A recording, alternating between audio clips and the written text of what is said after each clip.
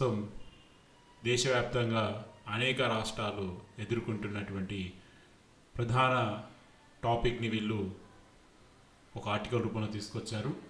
So అది మనం ఇప్పుడు చూడబోతున్నాం. సో ఇక టాపిక్లోకి వెళ్తే, న్యాయ వ్యవస్థ స్వతంత్రతని కాపాడే ప్రయత్నంలో భాగంగా సుప్రీంకోర్టు కొలిజియం వ్యవస్థ ఏర్పాటు చేసింది. 2015వ సంవత్సరంలో న్యాయమూర్తులు నియామకాలను పర్యవేక్షించేందుకు 6 సభ్యులతో కూడిన సంస్థను ఏర్పాటు చేయాలన్న ఉద్దేశంతో జాతీయ స్థాయి నియామక కమిషన్ని చట్టాన్ని సుప్రీంకోర్టు రద్దు చేసి కొలిజియం వ్యవస్థనే కొనసాగించింది. ప్రభుత్వ న్యాయ వ్యవస్థను ప్రభావితం చేస్తున్నది అందరూ అంటున్నారు. అలాగే న్యాయ వ్యవస్థ ఆ ఒత్తిడికి లోనవుతుందని ఆందోళనను కూడా చాలామంది వ్యక్తపరుస్తున్నారు. ఇప్పుడు ఈ ఆందోళనని సుప్రీంకోర్టు సిట్టింగ్ న్యాయమూర్తి జస్టిస్ ఉజాల్ బుయన్ కూడా వ్యక్తం చేశారు.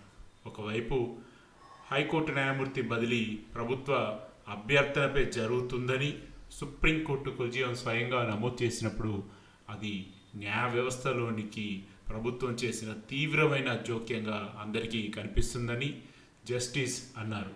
న్యాయ వ్యవస్థ స్వతంత్రానికి అతిపెద్ద ముప్పు లోపల నుంచి, అంటే న్యాయ వ్యవస్థ నుంచి వస్తుందని చాలామంది అంటున్నారని కూడా జస్టిస్ అన్నారు. రాజకీయ ప్రభావం అన్న వ్యాధిని దృష్టిలో ఉంచుకుంటే కొలిజియం వ్యవస్థ కాలానుగుణంగా అత్యవసరంగా మారిపోయిందని కూడా ఆయన అన్నారు. సో ఈ వాక్యాలన్నింటిలో కూడా మీకు తెలుసు, గత వారంలో ప్రస్తుతం సుప్రీంకోర్టు ఉన్నటువంటి ఒక గౌరవ జడ్జి గారైతే ఒక వేదిక మీద ప్రభుత్వం ఫోర్సుగా జడ్జీలని ట్రాన్స్ఫర్ చేయాలని అడుగుతుంది అని, ఇది న్యాయ వ్యవస్థలోకి వాళ్ళు రావడము, వాళ్ళు కలగజేసుకోవడము, ఇది న్యాయ వ్యవస్థకి అతిపెద్ద ముప్పు అని చెప్పేసి వాళ్ళు మాట్లాడడం జరిగింది. సో దాన్ని బేస్ చేసుకొని ఒక ఫేమస్ పర్సన్ అయితే ఈ ఆర్టికల్ రాయడం జరిగింది. సో భారత ప్రజాస్వామ్యానికి ప్రాణాధారం స్వతంత్రమైన న్యాయ వ్యవస్థ, కార్యనిర్వహణ శాసన వ్యవస్థలపై రాజ్యాంగ పరిమితులను విధిస్తూ పౌరులకే హక్కులు పరిరక్షించే బాధ్యత న్యాయ వ్యవస్థది. అలాంటి న్యాయ వ్యవస్థపై సందేహాలు తలెత్తినప్పుడల్లా అవి కేవలం న్యాయ వ్యవస్థకే కాదు, మొత్తం ప్రజాస్వామ్య వ్యవస్థకి ప్రమాద సాంకేతికాలు మారుతాయి. సుప్రీంకోర్టు కొలిజియం చుట్టూ వెల్లువెత్తుతున్న పరిణామాలు ఆ ప్రమాదాన్ని స్పష్టంగా చూపిస్తున్నాయి. కొలిజియం వ్యవస్థలో పారదర్శకత లేదని, జవాబుదారీతనం లేదని అనేక విమర్శలున్నాయి. ఈ పరిస్థితుల్లో కొలిజియం స్వతంత్రత గురించి ఆందోళనలు సుప్రీంకోర్టు సిట్టింగ్ జడ్జి నుంచి రావడం భయాందోళన కలిగిస్తున్నాయి. న్యాయమూర్తుల బదిలీ విషయంలో ప్రభుత్వం జోక్యం చేసుకొని కొలిజియం సిఫారసుల్లో స్పష్టంగా కనిపిస్తుంది. ఆ విషయాన్ని పేర్కొంటున్న బుయాన్ ఆందోళనల గురించి కలవరపెడుతుంది. న్యాయ వ్యవస్థ స్వతంత్రత గురించి విశ్వాసం ఉన్న వ్యక్తులకి ఇది స్వతంత్రంగా లేదని స్పష్టమైన భయం కలిగజేస్తుంది. స్వతంత్రతలో ఎంతో అస్వతంత్రత ఉందని స్పష్టమవుతుంది.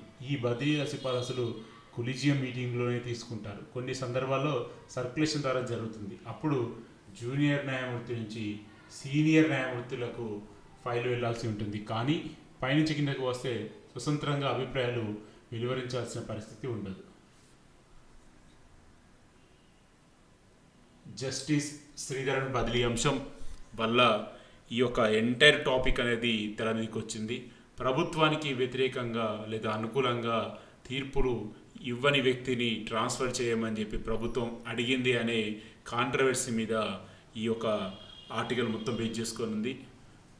సో మధ్యప్రదేశ్ హైకోర్టు న్యాయమూర్తి జస్టిస్ అతుల్ శ్రీధర్ మొదట ఛత్తీస్గఢ్ హైకోర్టుకి బదిలీ చేయాలని సుప్రీంకోర్టు కొలిజియం నిర్ణయించింది. అయితే కేంద్ర ప్రభుత్వ అభ్యర్థన మేరకు ఆ నిర్ణయాన్ని పునఃపరిశీలించి చివరికి ఆయనని అలహాబాద్ హైకోర్టుకి బదిలీ చేయమని కొలిజియం సిఫారసు చేసింది.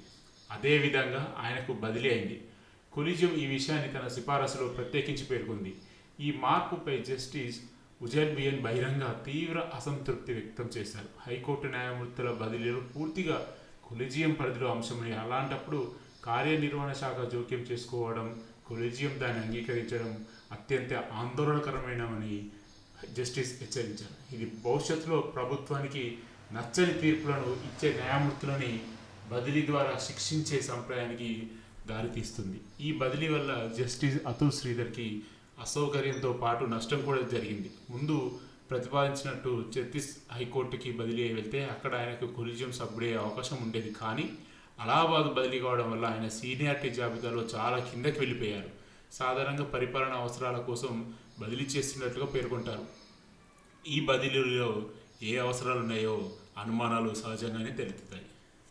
సో ఓవరాల్గా జస్టిస్ శ్రీధరన్ అనే ఒక జడ్జి గారికి అయితే ఆయనని ఛత్తీస్గఢ్ హైకోర్టుకి బదిలీ చేయాలని కొలీజియం వ్యవస్థ సిఫారసు చేసింది. కానీ కేంద్ర ప్రభుత్వ అభ్యర్థన మేరకు అతన్ని అలహాబాద్ హైకోర్టుకి పంపించడం జరిగింది. దానివల్ల అతను సీనియారిటీ మొత్తం పోవడం జరిగింది.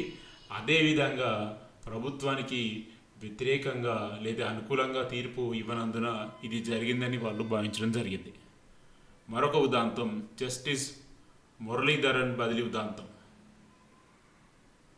ఈ మధ్య జస్టిస్ మురళీధరన్ సంపాదకత్వంలో ఇన్కంప్లీట్ జస్టిస్ సుప్రీంకోర్టు 75 అనే పుస్తకం వెలువడింది. ఆ పుస్తకంలో సుప్రీంకోర్టు పూర్వ న్యాయమూర్తి మదన్ బి లోకుర్ వ్యాసంలో న్యాయ వ్యవస్థ స్వతంత్రం గురించి ఎన్నో సందేహాలను లేవెత్తారు. ఒక తీర్పును వెలువరించినందుకు గాను ఢిల్లీ హైకోర్టు న్యాయమూర్తి జస్టిస్ మురళీధరన్ని బదిలీ చేయమని కొలీజియంకి అభ్యర్థన వచ్చిందని, తాను ఆ ప్రతిపాదనని వ్యతిరేకించాలని తన అభిప్రాయాన్ని గౌరవించి అతనికి బదిలీ సిఫారసు చేయలేదని చెప్పారు.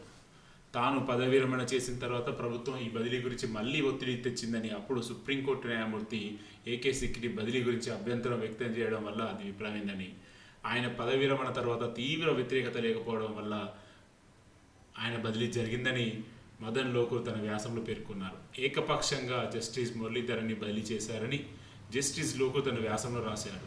జస్టిస్ మురళీధరన్ బదిలీ సమయంలో తీవ్రమైన ఆగ్రహాన్ని కలిగిస్తుందని, ఆ సంవత్సరం ఢిల్లీలో జరిగిన మత హింసాకాండలో రెచ్చగొట్టే ప్రసంగాలు చేసినట్లు ఆరోపణలు ఎదుర్కొంటున్న నాయకులపై ఎఫ్ఐఆర్ నమోదు చేయడంలో విఫలమైనందున ఢిల్లీ పోలీసులపై ఆయన ఘాటుగా తీర్పిచ్చి కొన్ని గంటల్లో ఆయన బదిలీ ఉత్తర్వులు వెలువడ్డాయి. ఈ సంఘటన క్రమాన్ని బట్టి బదిలీ ఊహాగానాలు ఏర్పడ్డాయి. ఇది బహిరంగ మాట్లాడే స్వతంత్ర న్యాయమూర్తి నిశ్శబ్దం చేసే చర్య అని చాలామంది న్యాయవాదులు, సివిల్ సొసైటీ సభ్యులు విమర్శించారు. అసౌకర్యమైన తీర్పులే కారణమా? అసలు ఈ బదిలీలకి కేంద్రం, రాష్ట్ర ప్రభుత్వాలు, కేంద్ర ప్రభుత్వాలు న్యాయ వ్యవస్థలోకి ఒక న్యాయమూర్తిని బదిలీ చేయమని సిఫారసు చేయడానికి కారణం ఏంటిది? అసౌకర్యమైన తీర్పులే కారణమా? జస్టిస్ శ్రీధరన్ గతంలో ఇచ్చిన కొన్ని కీలక తీర్పులు ఈ అనుమానాలను బలపరుస్తున్నాయి. ఆయన జమ్మూ కాశ్మీర్ హైకోర్టులో ఉన్న సమయంలో పబ్లిక్ సేఫ్టీ యాక్ట్ కింద జారీ చేసిన అనేక నిర్బంధ ఉత్తర్వులు రద్దు చేశారు. మధ్యప్రదేశ్ హైకోర్టులో ఆపరేషన్ సింధూర్ సమయంలో ఆర్మీ అధికారి కల్నల్ సోఫియా ఖురేషీపై మంత్రి విజయ్ షా చేసిన వ్యాఖ్యలపై ఎఫ్ఐఆర్ నమోదు చేయాలని ఆదేశించిన బెంచ్కి ఆయన నేతృత్వం వహించారు. ఇవన్నీ ప్రభుత్వానికి అసౌకర్యం కలిగించిన తీర్పులే. ప్రభుత్వం అభ్యర్థన కోసం అతనిని బదిలీగా మార్చినట్టు మాత్రమే కొలీజియం పేర్కొనడం వల్ల న్యాయమూర్తుల బదిలీల వెనుక స్పష్టమైన ప్రమాణాలు లేకపోవడం వల్ల ఈ బదిలీ శిక్షతో అభిప్రాయాన్ని బలపరుస్తుంది. ఈ బదిలీ ప్రభావం ఇతర న్యాయమూర్తుల మీద కూడా ఉంటుంది. సో ఓవరాల్గా ఈ ఎంటైర్ ఆర్టికల్ ఒక క్లారిటీగా చెప్తున్నారు, ప్రభుత్వానికి అసౌకర్యమైన తీర్పులే ప్రధాన కారణం అని చెప్పేసి చెప్తున్నారు. ఎప్పుడైతే ప్రభుత్వానికి అసౌకర్యమైన తీర్పులు ఇచ్చిన జడ్జీలని సిఫారసు చేసి ట్రాన్స్ఫర్ చేయండి అని ప్రభుత్వం అడుగుతుందని కూడా వీళ్ళు చెప్తున్నారు. కొలీజియం వ్యవస్థ మీద ప్రభుత్వం ప్రభావం చూపెడుతుందని చెప్తున్నారు. అందువల్ల వాళ్ళ సీనియారిటీ కూడా కోల్పోవడం జరుగుతుందని చెప్తున్నారు. అందువల్ల వారు ఒక ప్రాంతానికి కాకుండా వేరే ప్రాంతానికి ట్రాన్స్ఫర్ రూపంలో వెళ్ళాల్సి వస్తుందని చెప్తున్నారు.